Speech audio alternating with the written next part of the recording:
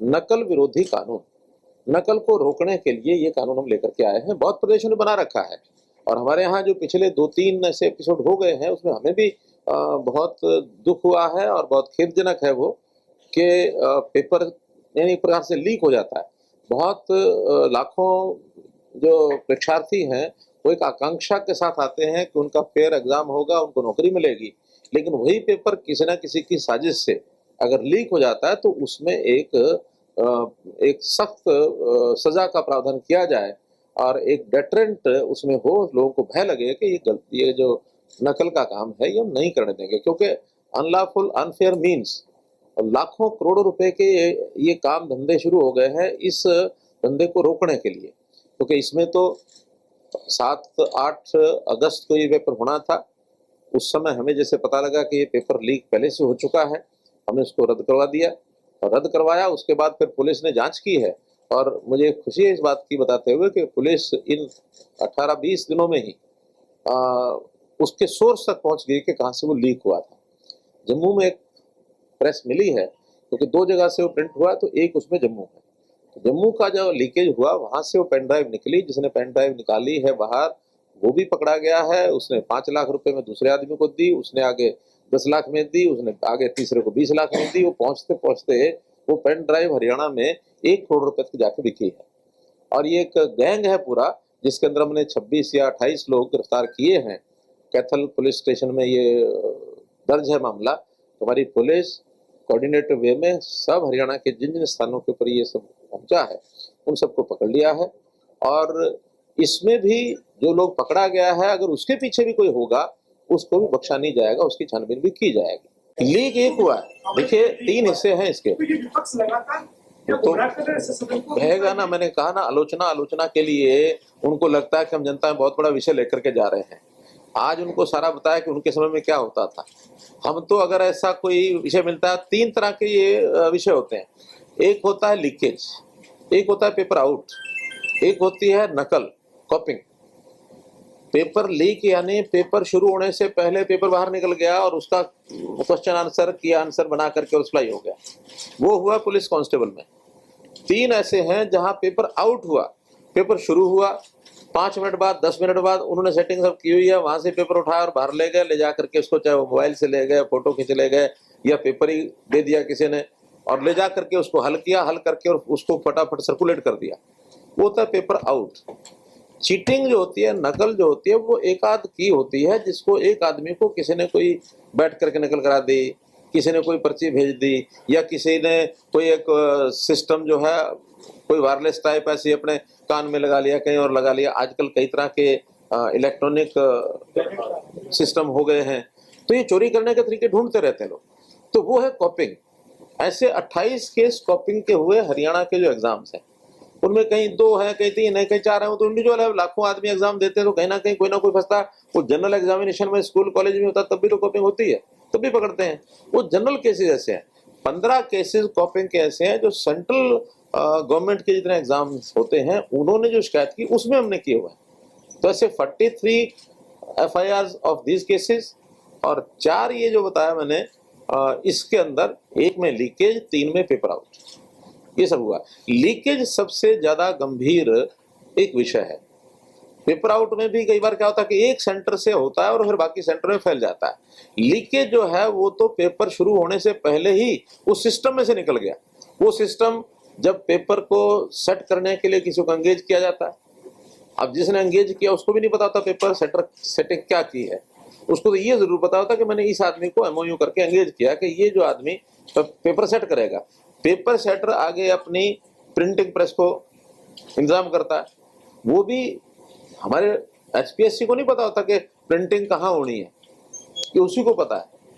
और प्रिंटिंग के बाद उसकी ट्रांसपोर्टेशन होती है और ट्रांसपोर्टेशन में भी कई एजेंसियां लगती हैं। उसके बाद उसको लॉकर में ला के रखा जाता है। वो एक सारा सिस्टम है कि इसको सिक्योर्ड व्यवस्था में सेंटर तक कैसे पहुंचाना है। सेंटर पहुंचने के बाद वहां से टाइम के हिसाब से जब टाइम होता है उसी समय एग्जामिनेशन हॉल में उस लिफाफे को खोला जाता है, तब बांटा जाता है। अब तक की पुलिस जांच में जैसे आपने बताया कि पेपर सेटर या प्रिंटिंग प्रेस या ट्रांसपोर्टेशन या जितने पकड़ में आए वो तो आए हैं, जैसे कोई एकेडमीज वगैरह पकड़े, तो इस तरह के चैनल भी आए जो पेपर सेटर है या प्रिंटर है प्रिंटर तक पहुंच गए। प्रिंटर प्रिंटर के साथ देखिए, एक प्रिंटिंग इस पेपर की हुई एक स्थान पर, दूसरी हुई जम्मू में। तो जम्मू में जो हुई है वहां पर एक पेन ड्राइव में वो चीज आगे सप्लाई की, कश्मीर का एक डोडा का लड़का है। वो अभी फरार है। नहीं, 4 तो पकड़ लिए हैं। किंग पिन जो था बता रहे थे कि एक अभी अब एक जो होगा कोई मुझे ध्यान नहीं, लेकिन 4 लोग वहां के पकड़े हैं जम्मू कश्मीर के। उन एक ने पहले 5 लाख रुपए में वो पेन ड्राइव दी। अब वहां तो जिसको पहले मिला उसको तो 5 लाख बहुत है, दूसरे ने फिर उससे खरीदी 10 लाख में, आगे वही पेन ड्राइव उसको 20 लाख में। थोड़ा बहुत एडवांस देते हैं, बाकी कहते हैं पेपर के बाद देंगे, सारा नहीं मिलता उनको भी। वो फिर 20 लाख के बाद हरियाणा में आते आते 1 करोड़ का हो गया। जिसने 1 करोड़ का लिया उसने भी 10 लाख रुपया दिया बताते हैं, बाकी उसका भी उधार है। सब सुनाई जेल में है, जो नकल विरोधी लेके आए हैं, इसमें विपक्ष का कहना था कि जी बाकी किसी स्टेट का कॉपी कर लिया, बहुत जल्दबाजी में कर रहे हैं ऐसा। तो हम एक आदर्श परीक्षा को बनाने के लिए ये अपना हमारा है या कहीं किसी स्टेट की? कुछ स्टेट्स ने कॉपिंग बिल बनाए हुए हैं, और जब भी ऐसे कोई प्रावधान किए जाते हैं तो मॉडल के रूप में कुछ ना किसी 1-2 स्टेट के वो बिल लिए जाते हैं। ऐसा नहीं कि हर चीज यहाँ रात को बैठ के अपने आप बनती है, और उसमें कोई कमी होती है अपने हिसाब से उसको चेंज करना तो चेंज करते हैं। तो दूसरे स्टेट्स का एक्ट लिया नहीं जाता है, हर स्टेट दूसरी स्टेट्स के बारे में देखते रहते हैं किसने क्या पारित किया। आज हमारे ये जो 8-9 बिल पारित हुए हैं, इस समय तक सभी स्टेट्स ने मंगवा लिए होंगे, ये पंजाब ने मंगवा लिए होंगे, राजस्थान ने भी, इन्होंने भी, सब एक दूसरे स्टेट को भी देखते हैं कि कहाँ क्या चीज। देखिए, बेस्ट प्रैक्टिसेस अगर कहीं एक दूसरे को देख करके भी लागू होती हैं, उसमें कहीं कोई आपत्ति नहीं है, होनी चाहिए। अब कोई बात मानो हमने अच्छी की है, कल है ना वो सिद्धू ने बोला गन्ने के ऊपर, लेकिन आज 360 आज कुछ और बोल रहे हैं। 360 रुपए बोले। चलो इसका श्रेय हरियाणा को जाता है। आज सर एक और प्रेशर में किया है। आपने अंदर बोला था कि जो कॉमन एंट्रेंस टेस्ट के लिए रजिस्ट्रेशन होगी, लास्ट डेट अभी आएगी, क्या उसको एक्सटेंड करा जाएगा? देखिए, ये डेट से केवल रजिस्ट्रेशन की, रजिस्ट्रेशन का जब तक एग्जाम, जब तक भर्ती विज्ञापन नहीं होता पोस्ट का, तब तक तो केवल रजिस्ट्रेशन है। इसलिए पोस्ट एक बार जब एडवर्टाइजमेंट होगी, जब उस समय तक एक बार बढ़ाओ, 2 बार बढ़ाओ, पिछले तो हैं ही, नए भी आ सकते हैं। मानो किसी ने एग्जाम दे करके अब पास किया है, उसका भी तो अधिकार बनता है ना। नहीं, मैं कॉमन एंट्रेंस टेस्ट की कोई टेस्ट की डेट आज से पहले नहीं हुई है, कोई डेट नहीं हुई है। एक परिवार पहचान पत्र के बारे में सर में काफी कुछ कहा। आपको कैसे लगता है कि ये जो आपकी अंत्योदय की विचारधारा है उसमें ये मदद करेगा, या किस तरीके से इसको जमीनी तौर पे आप उतारेंगे? देखिए, अभी तक क्योंकि हमें पता नहीं होता कौन क्या है, अभी तक सारी स्कीम्स डिक्लेयर करते हैं तो लोगों को हम कहते हैं कि आइए इसका लाभ उठाइए। जो अपने आप को उसका एलिजिबल मानता है वो आकर के लाभ ले जाता है। लेकिन समाज में हमें जो देखने को मिला है, जो सामान्य बहुत गरीब परिवार है, उसको ये पता ही नहीं लगता कि कौन कौन सी स्कीमें हैं और कौन कौन सी स्कीमों का लाभ उसको मिल सकता है। हम इसमें हर एक परिवार को जब रजिस्टर करेंगे और उसमें उसका जो एक क्रम होगा, उस क्रम में जो लोएस्ट फैमिली है, lowest in income, lowest in social political और इकोनॉमिक स्टैंडर्ड, उनको पहचान करके पहले उनको देंगे। इसलिए अंत्योदय के नाते से लाभ उनको पहले होगा।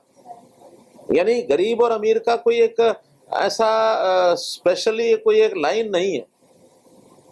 गरीब अपने आप को किसी को आप गरीब है, सब कहेंगे हम गरीब हैं, लेकिन वास्तव में गरीब कौन है? वो तो जो लाइन खींचेगी, जब एक लिस्ट बनेगी, तब पता लगेगा कि ये 1% इसके पास सामान है, इसके पास 2% है, इसके पास 10% है, इसके पास 50% है। तो पहले जिसके पास 1% है वो सबसे गरीब है।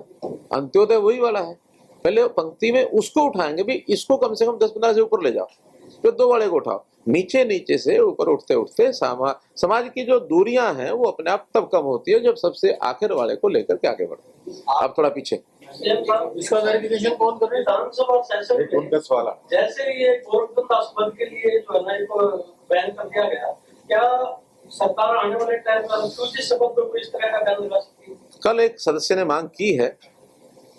देखिए, रिफ्यूजी का अर्थ जो है उसका अर्थ स्पष्ट है, जो शरण में आता है वो रिफ्यूजी है। ठीक है, जब भी कभी इस प्रकार के विषय होते हैं, देश का विभाजन हुआ, या एक देश के लोग अपनी मजबूरी के कारण से दूसरे देश में गए, उनको वहाँ सहायता चाहिए, वो रिफ्यूजी कहलाते हैं। पार्टीशन के समय जितने लोग पश्चिमी पंजाब से आए उनको रिफ्यूजी कहा गया, लेकिन वो उस समय की पीढ़ी थी। एक 25 साल के बाद पीढ़ी बदल जाती है। अब जो पीढ़ियां इस समय हैं उनके रिफ्यूजी कहने का कोई अर्थ नहीं है। लेकिन आज जैसे मानो अफगानिस्तान में हो रहा है, अब अफगानिस्तान में जो लोग हमारी शरण में आएंगे उस देश को छोड़ करके, तो उनको शरण चाहिए, वो रिफ्यूजी होंगे। ऐसे ही बांग्लादेश जब बना तो वहाँ के बहुत लोग भारतवर्ष में आए, बंगाल में आए, बिहार में आए, आसपास में आए, वो सब रिफ्यूजी कहलाए। तो रिफ्यूजी का अर्थ होता है शरणार्थी, शरण के अर्थ जो आया है। और एक बार वो स्टेटस उसका जब खत्म हो जाता है तो फिर रिफ्यूजी नहीं होता है। इसलिए रिफ्यूजी शब्द का कोई इतना अनर्थ भी नहीं है। एक पीढ़ी के लिए जब तक उसको आवश्यकता चाहिए तब तक रिफ्यूजी होता है। 1947 से लेकर अब तक, क्योंकि अभी भी इस शब्द का प्रचलन है, खासकर उन क्षेत्रों में जहाँ पर ये बसाए गए थे, ट्रेन, पानीपत और इलाके आम चीजें, वहाँ लोगों को आपत्ति, इस 2-3 पीढ़ियां भी आ गई, अभी तक इसी शब्द के साथ बुलाया जाता है और वो पीड़ा देता है। अब इसी वजह से मांग उठी है कि ये शब्द का भी इस पे रोक लगनी चाहिए, किसी तरह की सरकार इस पर कुछ सोच रही है। तो मैंने बताया कि कल एक विचार आया है, उसके लिए बना नहीं है, लेकिन उस सदस्य के विचार के ऊपर बात अगर रखनी होगी, आगे बढ़ाना होगा, तो ये विषय मतलब नहीं प्रचलित होना चाहिए। इसको प्रचलित ना होने के लिए जो कुछ करना पड़ेगा, गाइडिंग प्रिंसिपल होंगे या एक्ट होगा, या वैसे अब जैसे ये शब्द जो आप पहले बोल रहे हैं गोरखधंधा, इसको बंद किया तो एक्ट से थोड़ी किया, एक डायरेक्शन दे दी है विधानसभा से। सर एक सवाल इसी में सर, एक सर जो मध्य प्रदेश में पीछे ना कि कुछ जो शब्द उचित नहीं बोलचाल के लिए उनको विधानसभा ने बैन किया है, तो जिस तरह अपने यहाँ सर बोल देते हैं भट्टा बैठे या इस तरह के शब्द भी इस्तेमाल हो रहा है, तो कोई प्लानिंग है सर इस तरह की, मतलब कोई वहाँ की कोई स्ट्रेटजी भी उनका इस्तेमाल ना करें? डायरेक्टिव प्रिंसिपल्स होते हैं, जहां भी कहीं कोई इस प्रकार का शब्द आता है तो उसको मना करने के लिए विधानसभा सक्षम है। अगर कोई इस प्रकार का डायरेक्शन देती है तो उसका पालन करना ही चाहिए। सर कोविड को लेकर मेरा सवाल है, कोरोना की तीसरी लहर की आशंका जताई जा रही है, एक्सपर्ट्स का कहना है कि अक्टूबर जो है इसका पीक होगा। देखिए, तीसरी लहर कोई भी इस समय तक गारंटी से नहीं कह सकता तीसरी लहर आएगी ही। कुछ प्रदेशों में, कुछ देशों में आई है, हमारे देश में नहीं अभी आई है। कुछ देशों में, अमेरिका जैसा देश जो है इसको अभी भुगत रहा है। हमारे यहाँ अभी सेकंड जो वेव थी वो डाउनवर्ड ट्रेंड एक 2-3 प्रदेशों को अगर छोड़ दें, हम केरला को छोड़ दें, महाराष्ट्र को छोड़ दें, या थोड़ा बहुत अगर है तो कर्नाटक है, आंध्र है, उसमें 3-4 प्रदेश वो थोड़ा ऊपर साइड में है जो 15,000, 20,000, 30,000, और केरल जो है 1 लाख से ऊपर है अभी भी, जो उनके एक्टिव केसेस आज भी हैं। अब वो धीरे धीरे कम होने शुरू हुए हैं। कल और परसों में केरला में 10,000 संख्या कम हुई है। हमारे यहाँ अब 650 पर 660 पर आकर के अटक गई है। 660-70 के बीच में पिछले 8 दिन से मैं देख रहा हूँ, 10 दिन से।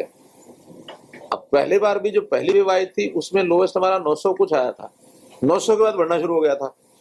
हमारी अपेक्षा तो हम यही करते हैं कि ये और खत्म होगी, कम होगी, 0 तक आएगी। लेकिन जैसा कहते हैं ना कि hope for the best and be prepared for the worst, हम तैयारी में। हमसे जुड़े रहने के लिए हमारे YouTube चैनल को सब्सक्राइब करें और नई वीडियो की नोटिफिकेशन के लिए बेल आइकॉन को दबाएं। अगर आप ये वीडियो Facebook पर देख रहे हैं तो लाइक जरूर करें और ज्यादा से ज्यादा शेयर करें। धन्यवाद।